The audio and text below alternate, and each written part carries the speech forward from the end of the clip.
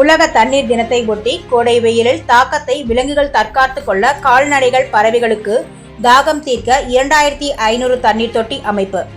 தினம்தோறும் காலையில் தண்ணீர் தொட்டியில் சுத்தமான குடிநீரை நிரப்பி உயிரினங்களை காக்க நடவடிக்கை. கடந்த சில தினங்களாகவே கோடை வெயில் துவங்கிய நிலையில் காஞ்சிபுரம் மாவட்டம் முழுவதும் 100 டிகிரி வரை வெப்பநிலை தாக்கி பொதுமக்களும் விலங்கினங்களுக்கும் தண்ணீர் தேடி அலைந்து வருகின்றனர். இந்நிலையில் கோடை வெயிலில் இருந்து விலங்கினங்களும் பறவைகளும் தாகம் தணிக்க ஆங்காங்கே ஊராட்சி சார்பில் தண்ணீர் தொட்டி அமைத்தும் சரியாக பராமரிப்பு இல்லாமல் கிடப்பதால் அவதிப்பட்டு வருகின்றனர்.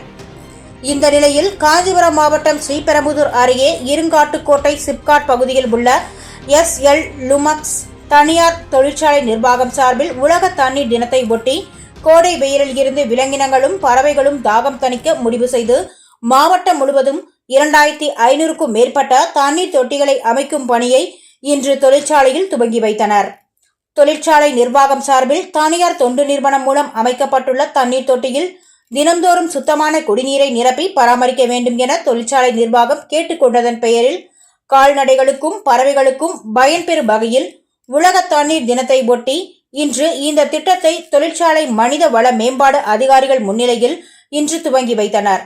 இதில் தொழிற்சாலை ஊழியர்கள், அதிகாரிகள், தனியார் தொண்டு நிறுவன அமைப்பாளர்கள் பலர் கலந்து கொண்டனர். சான்றோர் குரல் செய்திகளுக்காக காஞ்சிபுரம் மாவட்ட செய்தியாளர் ஆகாஷுடன் செய்தி வாசிப்பாளர் முத்துலட்சுமி.